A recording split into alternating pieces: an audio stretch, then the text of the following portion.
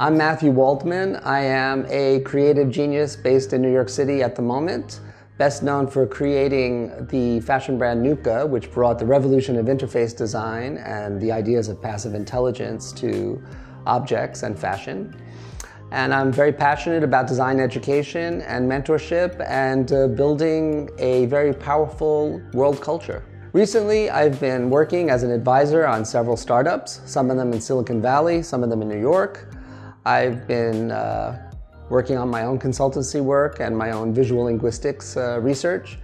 I have taught the last 2 semesters at Google's 30 Weeks Academy in New York, the last 2 semesters that they were in operation.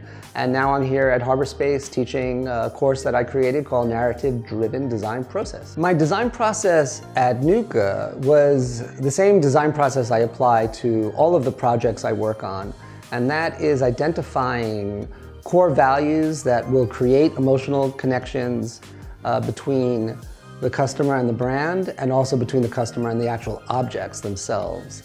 And from this linguistic framework, I create processes that drive the design so that it's quite consistent no matter who is creating the creative work.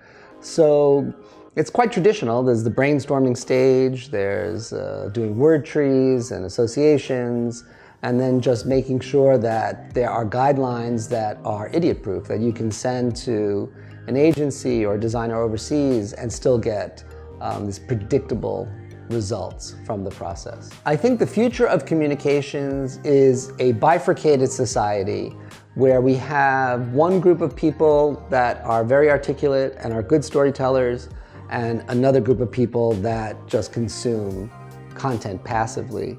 One could say that this is how the world has always existed, but I see that technology is causing this split to be even more severe. There are people that have never written letters or papers in longhand, which gives you this time to contemplate about the words, and then transferring handwritten into typed or into the computer is another method where you have to self-edit because you're actually reading it or hearing the work anew.